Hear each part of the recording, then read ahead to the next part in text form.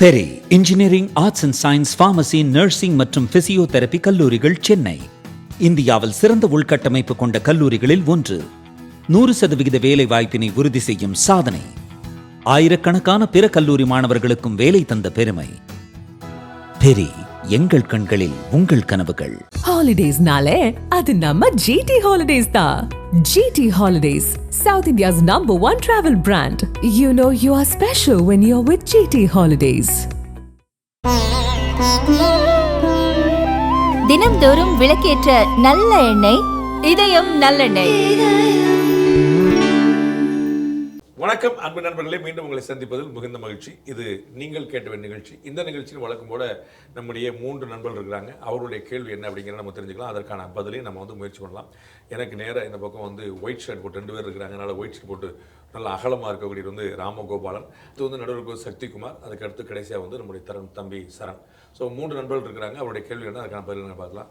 ராமகோபாலன், உங்கள்கிட்ட சார், என்னோட இது பார்த்திங்கன்னா இப்போது தமிழ்நாடு பொலிட்டிக்கல் லீடர்ஸ் முன்னாடிலேருந்து பார்த்து வந்தீங்கன்னா ஃபஸ்ட்டு அண்ணா, எம்ஜிஆர், அதுக்கடுத்து ஜெயலலிதா அம்மா அவர்கள், அப்புறம் கருணாநிதி அவர்களுக்கும் போது அம்மா இருப்பாங்க. அதுக்கடுத்து இப்போது ஸ்டாலின் இருக்கார், எடப்பாடியார் எதிர்கட்சியில். இப்போ அடுத்து ஸ்டாலினுக்கு அப்புறம் உதயநிதி ஸ்டாலின் இருக்கும்போது இந்த பக்கம் ஆப்போசிஷனோ இல்லைன்னா ரூலிங்கோ யார் இருப்பா? உதயநிதிக்கு ஆப்போசிட்டாக விஜயா, சீமானா, இல்லை அண்ணாமலையா? திரு ஸ்டாலின் அவர்கள் நல்லபடியாக இருக்கிறதுனால நம்ம அடுத்து யார் அப்படிங்கிற கேள்வி அங்கே அவசியமே இல்லை. திரு எடப்பாடி அவர்கள் ஏடிஎம்கே எப்படி இருந்திருக்குன்னா அடுத்து யாருங்கிறத சர்ப்ரைஸாகவே வச்சுருந்துருக்கு. எப்பயுமே எம்ஜிஆருடைய மறைவுக்கு பிறகு ஜெயலலிதான்னு எம்ஜிஆர் அறிவித்ததே இல்லை. எம்ஜிஆர் இருக்கும்போது அறிவிச்சதில்லை, இறந்த பிறகு அறிவிச்சதில்லை. அப்பையும் கட்சி உடஞ்சி 2ஆக பிளந்து அதில் ஜானகி ஜெயன்னு பிரிஞ்சு ஆரம்பியிலேருந்து எல்லாரும் பிரிஞ்சு போட்டு அதில் சர்வைவல் ஆஃப் த ஃபிட்டஸ்ட் மாதிரி அது எழுந்து தானாக திரும்பி ஜெயலலிதா அந்த இயக்கத்தை கட்டி காத்து ஜெயலலிதா அவருடைய மறைவுக்கு பிறகு யாரும் அடையாளம் காட்டல. அவங்க திரு ஓ பன்னீர்செல்வத்தை கூட தற்காலிக முதலமைச்சராக நியமிச்சாங்களே தவிர தன்னுடைய அரசியல் வாரிசுன்னு அறிவிக்கல. உங்களுக்கு புரியுங்களா? இன்னைக்கு பாருங்க, அவர் திமுகக்கே போயிட்டார். இந்த பிரச்சனையால தான் அவங்க அறிவிக்கல. ஸோ அவங்களுக்கான ஒரு பிரச்சனை வந்தபோது முதலமைச்சராக வச்சுக்கிட்டாங்க. அதற்கு பிறகு திரு அமைச்சராக தான் திறந்தான்னு பார்க்குறோம். ஸோ அதற்கு பிறகு பார்த்தீங்கன்னா திரும்ப கட்சி 2ஆக உடஞ்சி அது ஓபிஎஸ் இபிஎஸ் சண்டை போய் எல்லாம் முடிஞ்சு திரு இபிஎஸ் சர்வே பண்ணி நிற்கிறார். அப்படி தான் இந்த பக்கம் இருந்திருக்கு. இந்த பக்கம் அந்த லீகலையர் சங்கரமடமாக நாங்கள்லாம் வாரிசு நியமிக்கணும்னு சொன்ன கலைஞர் தெளிவாக திரு ஸ்டாலின் அடையாளம் கண்டு போயிட்டாரு. திரு ஸ்டாலின் ரொம்ப தெளிவாக உதயநிதி அடையாளம் கண்டு போயிட்டார். ஆனால் அந்த பக்கம் குழப்பம் இல்லை. இந்த பக்கம் திரு எடப்பாடி பழனிசாமி இருக்கக்கூடிய அதிமுகவுக்கு பிறகு யார் அப்படிங்கிறது அது அங்கே தான் அது தன்னால் எழுந்தா வரணுமே தவிர அங்கே நியமிக்கிற பழக்கம் இல்லை. மற்ற கட்சியில் பார்த்தீங்கன்னா சீமானுக்கு இன்னமும் வயது இருக்குது, திடம் இருக்குது. அதற்கு பிறகு எல்லாமே உடல் ரீதியாக அவர் சரியாக போச்சுன்னா அந்த பக்கம் அவர் நிற்பார். அந்த பக்கம் பாட்டாளி மக்கள் கட்சி டாக்டர் அன்புமணி தொடர்ந்து அது செயல்படுறதுக்கான வாய்ப்பு இருக்குது. மருத்துவர் சீனியருக்கு பிறகு அங்கே அவர் நின்றுட்டு இருக்கிறாரு.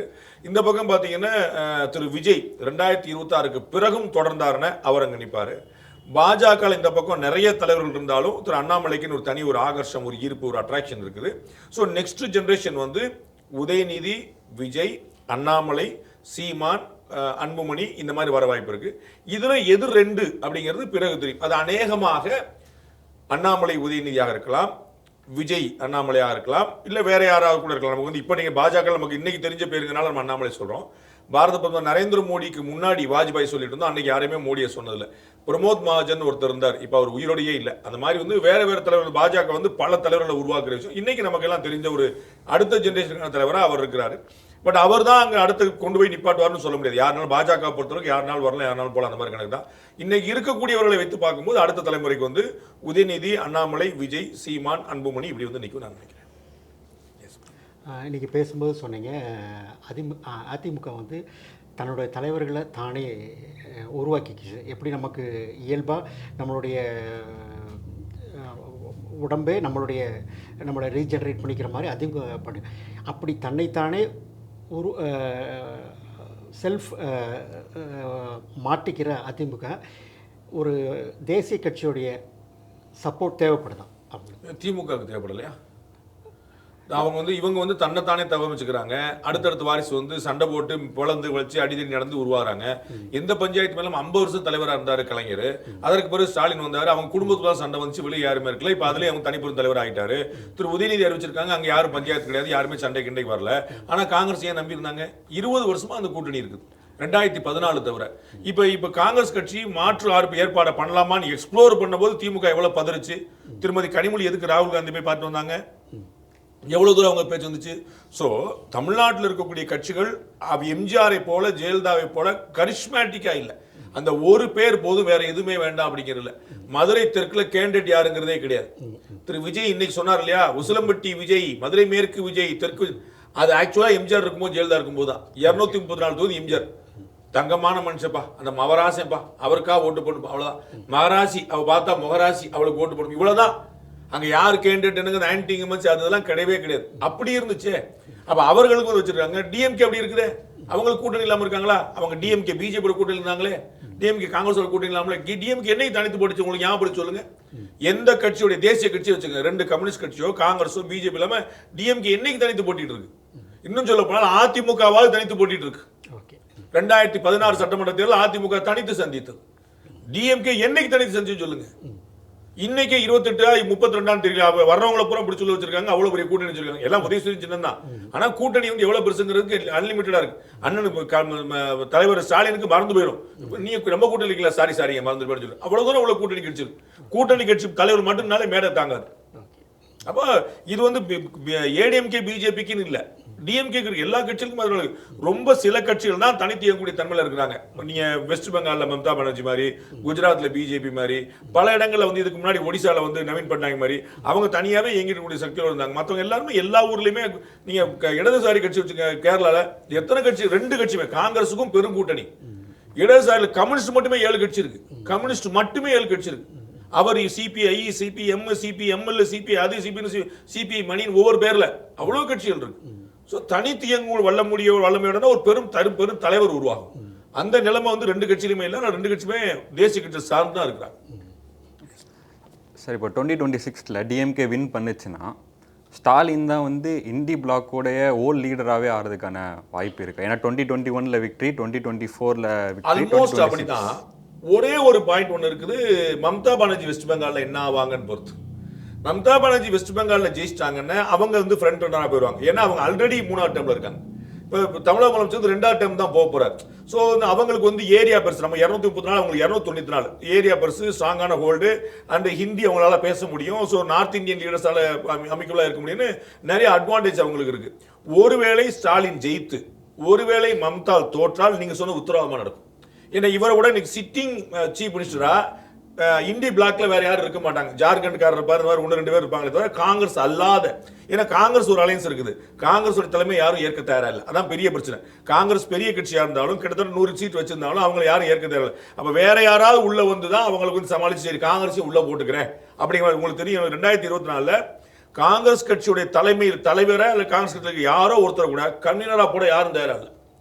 மல்லிகார்ஜுன கார்கே பேரை சொல்றாங்க, பதறிட்டாரோ, ஐயோ என் பேர் சொல்லிட்டாங்க அப்படின்னு போட்டா ராகுல் காந்தியை போடணும். ராகுல் காந்தியோ யாரும் ஏற்க மாட்டாங்க. மல்லிகார்ஜுனுக்கு போட்டா உள்ளதுக்கு உழ வச்ச மாதிரி ஆயிரும். அப்படிப்பட்ட நிலைமை தான் இன்னைக்கு வந்து நிக்குது. ஸோ வந்து யாருமே இருக்கிறதால ஒருவேளை ஸ்டாலின் ஜெயித்து ஒருவேளை மம்தா பானர்ஜி தோற்றால் நீங்க சொல்ல நடக்கும். மம்தா பானர்ஜி ஜெயிச்சிட்டாங்கன்னா அவங்க தான் வந்து நிற்பாங்க. ஸ்டாலின் தோத்துட்டாருன்னா நீங்க சொல்ற கேள்விக்கே வாய்ப்பு இல்லாம போயிடும். பட் இப்போ டிஎம்கேவுடைய பெரிய லீடரா ஸ்டாலின் வந்துடலாமா? டிஎம்கே கலைஞரை தாண்டி, அதாவது திரும்பவும் ஸ்டாலின் ஜெயிச்சாருன்னு அவர் டிஎம்கே பெரு லீடரா வந்து நிற்பார். நான் இப்ப வேற ஒரு உதாரணம் சொன்னேன். வாஜ்பாய் நம்ம பார்த்த வரைக்கும் இவர மாதிரி ஒரு மாடரேட்டர் கிடையாது. இவர் மாதிரி வந்து ஒரு அருமையான அத்வானி கூட வந்து எக்ஸ்ட்ரீமான ஒருத்தர், இவர் சூப்பர் நினைச்சிட்டு இருந்தாங்க. இப்ப மோடியை பார்த்தோன்னே வாஜ்பாய் மறந்துட்டாங்க. மோடி மாதிரி யுக புருஷர் பார்க்க முடியாதுன்னுட்டாங்க. ஸோ ஒவ்வொருத்தருடைய செயல்பாடு தான் அதை நமக்கு தீர்மானிக்கும். அப்ப நாளைக்கு வந்து திரு ஸ்டாலின் வந்து 2வது முறை வந்தாருன்னு திமுக 2வது முறை வென்றது இல்லைங்கிற வரலாறு 71 வென்றாங்க. அது அண்ணாவுடைய மறைவுக்கு பிறகு சந்திச்ச முதல் தேர்தல். அது எக்ஸப்ஷன்லாம் விட்டுருங்க. அதற்கு பிறகு எந்த தேர்தலையும் திமுக 2 முறை வந்ததில்லை. அதிமுக 5 முறை 2வது முறை வந்திருக்கு. எம்ஜிஆர் பீரியட்ல 3 கன்சிக்யூட்டிவ் டேர்ம் ஜெயிச்சிருக்காங்க. ஜெயலலிதா பீரியட்ல 2 கன்சிக்யூட்டிவ் டேர்ம் ஜெயிச்சிருக்காங்க. டிஎம்கே எப்படி ஜெயிச்சதே இல்லை. கலைஞர் பீரியட்லையும் ஜெயிச்சதில்லை, ஸ்டாலின் பீரியட்லையும் ஜெயிச்சதில்லை. அப்ப அந்த இடத்துல வந்தாருன்னா இவங்க எல்லாம் நினைப்பாங்க, திரு ஹெச் ராஜா சொல்லுவார்ல, Stalin is more dangerous than Karunanidhi அப்படின்னார்ல, அதை மாதிரி வந்து ஒரு திராவிடியன் ஸ்டாக் நாங்க வந்து அண்ணாக்கு பிறகு இந்த கட்சி தூக்கி வந்தாங்க. அப்படி ஒரு புகழ் பாடப்படும். அந்த இடத்த வந்து நிக்க வச்சுவார். ஏன்னா 2வது முறை வென்றது இல்லைங்கிற ஒரு நிலையை வந்து மாத்தினார்ல, அதனால அந்த இடம் கிடைக்குது. No doubt. ஜெயலலிதா அவர்களுக்கு அப்படித்தானே கிடைச்சது. ஜெயலலிதா அவர்கள் பாத்தீங்கன்னா 91 அவங்க ஆட்சியை பிடிக்கிறதுக்கு முன்னாடி அவர்களை வந்து இன்னைக்கு விஜய பாக்குற மாதிரி தான் பாத்தீங்க. அவர் நடிகருங்க, அந்த மாதிரி நடிகைங்க, அந்த மாதிரி திரு முரசொலி மாறன் எங்கேயோ சொல்லியிருக்கிறாரு. போற போக்கு பார்த்தா ஜெயலலிதா முதலமைச்சர் சொல்லிங்க போல.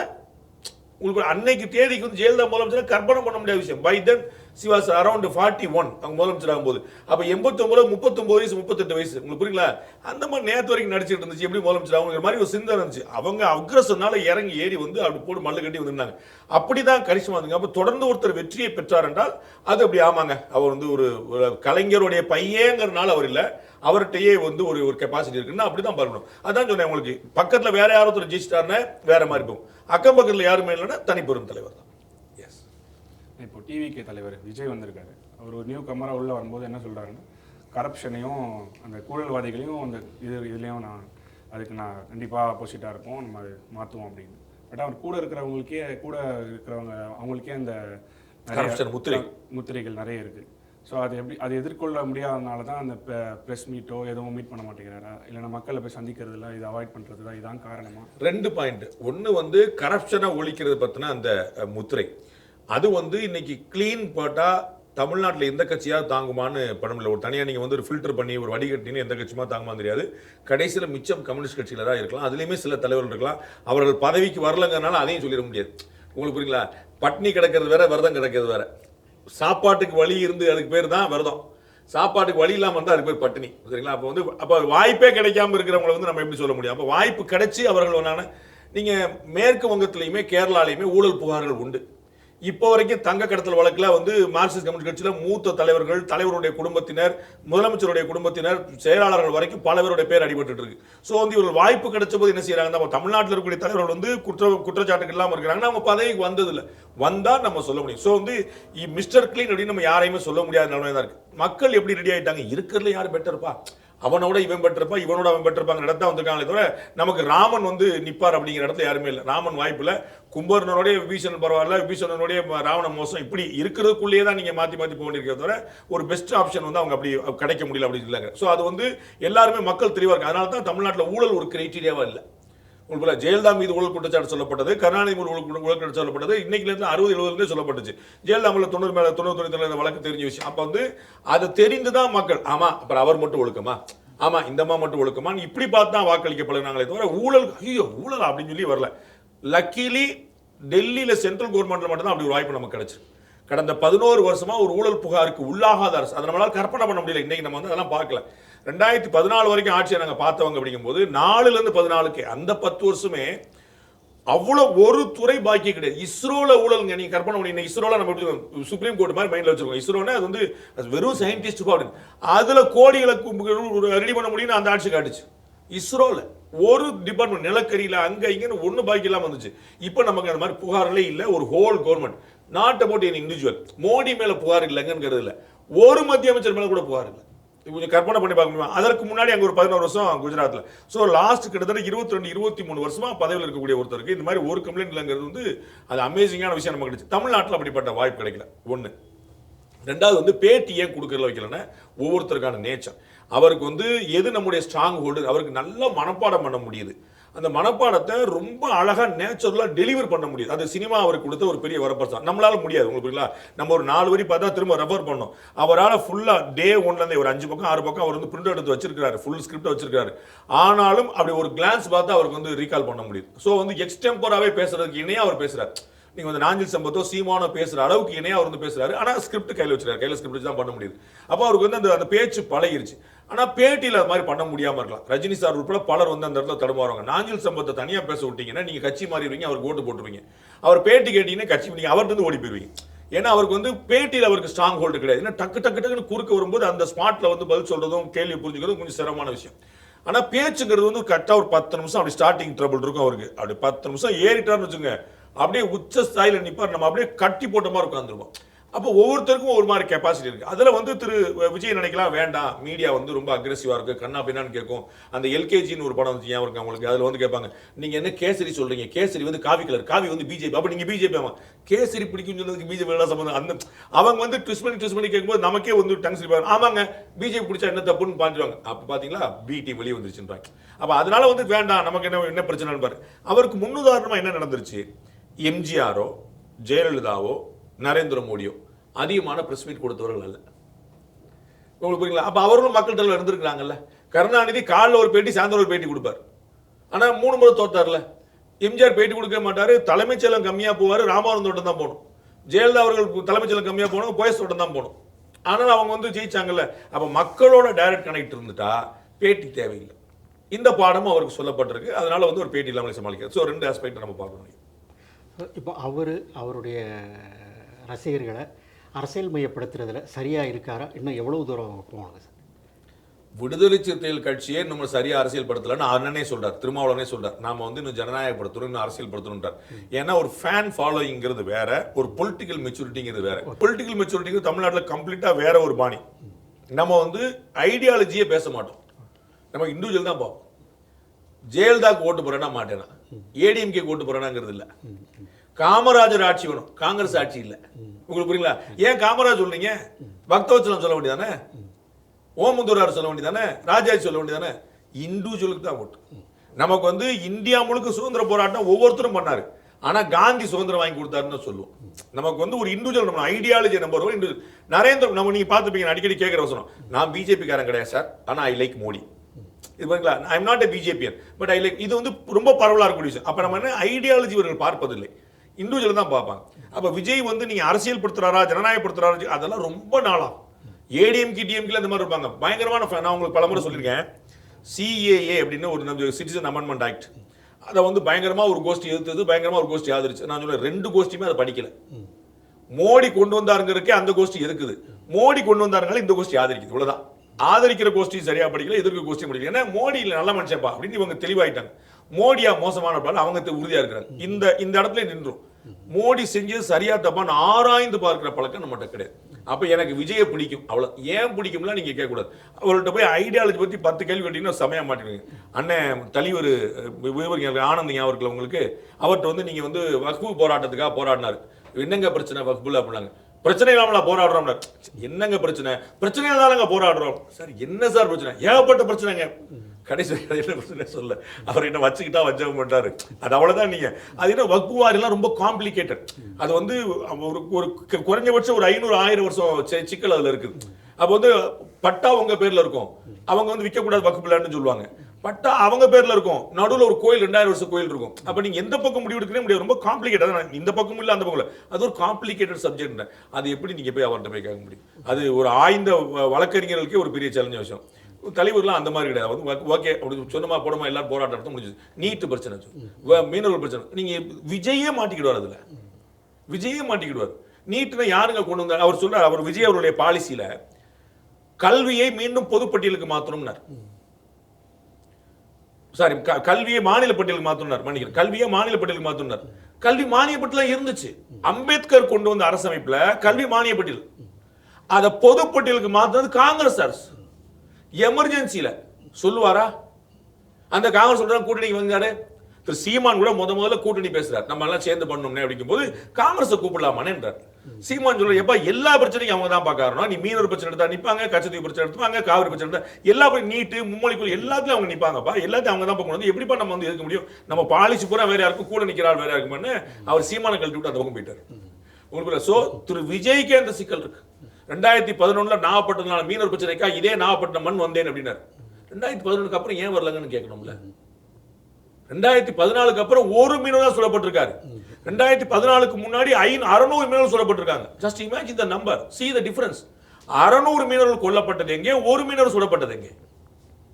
திரு விஜய்க்கே அந்த தெளிவு இல்லையே. அப்ப நீங்க போய் கீழே போய் அரசியல் மையப்படுத்தாருன்னா அதுல டூ மச் ஆஃப் கேள்வி பாவம் அப்படின்னு நீங்க எதிர்பார்க்கணும். அரசியல் மையப்படுத்துறதுங்கிறத விட ஒரு குறைந்தபட்சம் ஒரு ஒரு ஒழுக்கத்தை கற்றுக் கொடுக்கிறது. ராமச்சந்திரா, நீங்க இன்னும் ரொம்ப போயிட்டீங்க. அது நான் வந்து தம்பிகிட்ட சொன்னதுதான். அது வந்து ஊழல் புகாருக்கு உள்ளாத நபர்கள் கிடையாதுங்கிற மாதிரி இதெல்லாம் நீங்க வந்து அந்த பக்கம் என்ஜிஓட்ட எதிர்பார்க்கணும். நீங்க நம்ம நடிகர்கள் கமல் சார்லேருந்து எல்லாருமே அரசியலுக்கு வந்திருக்காங்க. கமல் சார் அப்பவுமே ரொம்ப கிளியராக இருந்திருக்காரு, எனக்கு ரசிகர்கள் வேணாம், ரசிகர்கள் மன்றமும் வேணாம். ஆமாம், அதுக்கு ஓகே, ரசிகர்கள் மன்றங்கள் வேணான்னாரு. நீ வந்து நீ தெளிவில்லை. அவர் ரசிகர்கள் வாங்கன்னு கூப்பிடல. ஏன்னா நான் கமல் ரசிகர், நான் போகவே இல்லை. நீ இப்பவும் ரசிகர் எனக்கு. அவருக்கு நீங்க போகிறதா அவர் அங்க போயிட்டாரு பாவம். நீங்க போயிட்டீங்கன்னா நீ கமல் ரசிகர், நீ அவரோட போயிட்டீங்கன்னா அவர் பையன் எனக்கு அந்த தெளிவு இருந்தது. இவர் நான் நடிகராக தான் பார்த்தேன், நான் நடிகராக தான் பார்க்குறேன், நடிகை தான் ரசிக்கிறேன், அதோட நான் நிப்பாட்டிக்கிட்டேன். ஆனால் எத்தனை பேர் அப்படி நிப்பாட்டலை? அது எதிர்பார்க்கவே முடியாதுன்னு சொன்னேன். நீங்க வந்து கமலோ ரஜினி எல்லாருமே முதல்ல ஃபேன் தான் அங்கே போவாங்க. அதுக்கப்புறம் தான் மற்றவங்க வருவாங்க. நீங்கள் வந்து விஜய் வந்து நம்பி முதல்ல வாக்கு கேட்டது வந்து ஃபேன்களை நம்பிட்டான். அதற்கு பிறகு வந்து ஃபேனுடைய அம்மா, ஃபேனுடைய அப்பா, நியூட்ரல் ஓட்டு, ஏடிஎம்கே டிஎம்கே வேண்டாம்னு நினைக்கிற ஓட்டு அதுக்கப்புறம் தான் போய் நிற்கும். முதல்ல வந்து அவருடைய பேஸ் எதுன்னு பார்த்தீங்கன்னா அந்த ஃபேன்கள் தான். அது அந்த நீங்களாம் கமலா சாருடைய ஃபேன்கள்லாம் கை விட்டீங்க, அவர் பாவம் அங்கே கோவலவர் போயிட்டார். Yes sir. சார் 2021க்கும் 2026க்கும் தமிழ்நாடு பொலிட்டிக்கல் லேண்ட்ஸ்கேப்பில் என்ன பெரிய டிஃப்ரென்ஸாக நீங்கள் பார்க்குறீங்க?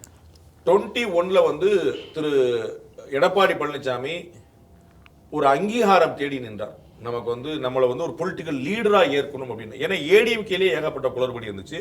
4 வருஷ ஆட்சியை தட்டு தடுமாறி சமாளித்து ஆட்சியை முடித்ததே நிறைவாயிடுச்சு. சொல்லுவாங்கல்ல, அந்த ஒரு 5 கிலோமீட்டர் 10 கிலோமீட்டர் மாரத்தான்லாம் போனால் அது முடிச்சாலே ஒரு சாதனை. அது நீங்கள் ஃபர்ஸ்ட் செகண்ட் வரணுங்கிற இடத்துல இல்லை, அந்த மாதிரி இடத்துல தான் திரு எடப்பாடி அன்னைக்கு இருந்தார். இன்னைக்கு அவர் ஏடிஎம்கே ப்ராப்ளம் சால்வ் பண்ணிட்டாரு, அலையன்ஸ் சால்வ் பண்ணிட்டாரு, டிஎம்கேவை எதிர்கொள்ற இடத்துக்கு வந்துட்டார். ஸோ 2021ல் டிஎம்கேக்கு வெற்றி வந்து கேக் வாக். 2019 சுவைச்சிருந்தாங்க. 2021ல் வந்து இவர் 21ல் டிஎம்கேக்கு ஒரு வலுவான தலைமை இருந்தது.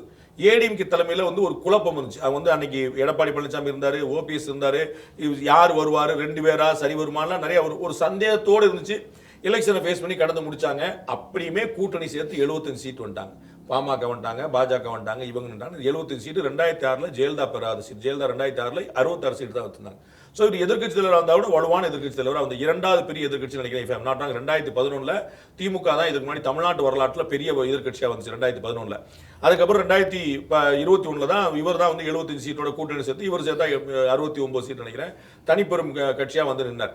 ஸோ அந்த மாதிரி ஒரு பெரிய வாய்ப்பு. இன்னைக்கு வந்து அதை விட பெரிய இடத்துக்கு வந்து நகர்ந்துட்டாரு. இப்போ கூட்டணி இங்கே ஒற்றுமையாக இருக்கு, டிஎம்கே ஆன்டி இருக்கு. ஸோ அன்னைக்கு வந்து the game was one sided 2021ல். அது டிஎம்கே ஜெயிக்குங்கிற எல்லாருக்கும் தெரிஞ்சிருந்துச்சு. இப்போ வந்து tough fight. It's not a cakewalk or easy game for anyone. அந்த இடத்துல வந்து ஒரு கடுமையான போட்டி தான் 2021-26. 2021ல் தேர்ட் பிளேயரே கிடையாது. 2026ல் ஒரு ஸ்ட்ராங்கான தேர்ட் பிளேயர் இருக்கார். He May spoil anybody. He May spoil DMK, he May spoil ADMK, he May spoil himself. So அது எதுனாலும் நடக்கலாம். அப்படி ஒரு கேம் ஒன்று இருக்கிறதுனால அது இந்த த்ரில் வந்து என்ன குடிச்சுன்னா இந்த ஒரு ஃபங்க்ஷனில் சொன்ன மாதிரி நார்மலாகவே எலெக்ஷன் வந்து ஒரு ஃபயரியாக இருக்கும். அதில் ஒரு ட்ராமா வேறு உள்ளே வரும்போது, ஒரு சினிமா வேறு உள்ளே வரும்போது இன்னும் வந்து ஒரு ஒரு ஒரு ஸ்பெக்டாகுலராக இருக்கும். அதான் நிலைமை. இறுதியாக சொல்லுங்கள், இந்த தேர்தலுக்கு உங்களை மாதிரியான மீடியாக்களுடைய பங்கு எப்படி இருக்கும்? என்னை பற்றி மட்டும் தான் நான் சொல்ல முடியும். நான் மீடியாவுடைய ரெப்ரஸன்டேட்டிவ் கிடையாது. ஸோ வந்து தந்தி டிவி எப்படி செயல்படும், நியூஸ் 18 தமிழ்நாடு எப்படி செயல்படும் நான் சொல்ல முடியாது. சாணக்கியா எப்படி செயல்படும் சொல்ல முடியும். சாணக்கியா வந்து தாமதமாக செய்தி போட்டால் கூட தவறான செய்தி போடக்கூடாதுங்கிறதுல நாங்கள் உறுதியாக இருக்கோம். எங்களை வந்து உடனே ஒன்று பதறி அடித்து பார்க்கறதுக்கு யாருமே வரமாட்டாங்க, எந்த செய்தியுமே பார்க்க மாட்டாங்க. We are aware of that. அப்போ referred matter, confirmed news, verified விஷயம்ப்பா. அப்போ சாணக்கியாவில் போட்டால் கெசட்டில் வந்த மாதிரி இதுதான் நான் விரும்புறது. ஒரு காலத்தில் பேப்பர்களுக்கு அப்படி இருந்துச்சு, பேப்பர்லேயே போட்டா அப்படிமா வீட்டில் சாமானிய பேப்பர்லேயே ஏகாரம். இப்போ வந்து பேப்பரில் போட்டால், டிவியில் போட்டால், சோசியல் மீடியா வந்துச்சுன்னா அது எல்லாமே பொய்ப்பாங்கிற அளவுக்கு போயிடுச்சு. அன்னைக்கு சாயந்தரம் சொரிஞ்சிக்கிறது தான் ஆகுமே தவிர நாளை காலையில் அது நிற்குமான்னு தெரியல. நாங்கள் அதை மாற்றி விட்டு சாணக்கியாவில் போட்டால் அது கெசட்டில் வந்த மாதிரி நினைக்கிறோம். அவ்வளோதான் எங்களுடைய பங்களிப்பு. எனக்காக மட்டும் தான் சொல்ல முடியும். அதை மக்கள் இத்தனை வருஷமாக எங்கள் ட்ராக் ரெக்கார்டில் நான் தினமில் இருந்தபோதோ தந்திட்டில் இருந்தபோதோ இப்போ நாங்கள் பண்ணும்போது எங்கள் ட்ராக் ரெக்கார்டு நம்புறாங்க. நம்ம வந்து ஒரு சார்புடையவங்களா பல சமயம் விமர்சனிக்கப்பட்டாலும் அவங்களும் ஏற்றுக்கிறாங்க. இல்லை தலைவரே நீங்கள் சொன்னால் கரெக்டாக இருக்கு அப்படின்னு. உங்கள் தகவலுக்காக நீங்கள் கேட்டால் காங்கிரஸ் கட்சி கூட்டணியை தொடரலாமா வேண்டாமா அப்படின்னு டெல்லியில் பேசப்பட்ட போது சாணக்கியா பேசப்பட்டது. இவ்வளவுதான் நான் அடக்கத்தோடு சொல்ல முடியும். சாணக்கியாவுடைய புள்ளி விவரம், அந்த டேட்டா சர்வே என்ன சொல்லுதுன்னு ஆதரித்தும் எதிர்த்தும் பேசியவர்கள் டெல்லியில அதை வைத்தார். இப்படி இருக்குது அதனால கூட்டணி தொடரலாம், இப்படி இருக்குது அதனால கூட்டணி வேண்டாம்னு சாணக்கியாவுடைய சர்வே வாஸ் டிபேட்டட் தேர். அதான் நம்முடைய கிரெடிபிலிட்டி. அதான் what we can promise to the public. Thank you very much. நிறைய கேள்விகள், நிறைய பதில்கள். ஒவ்வொரு முறையும் ஒவ்வொரு கேள்விக்கான பதிலை தொடர்ந்து உங்கள் மூலமாக தெரிந்து கொள்ள முயற்சி கொண்டே இருப்போம். மீண்டும் இன்னொரு சந்திப்போம். அதுவரை நன்றி, வணக்கம்.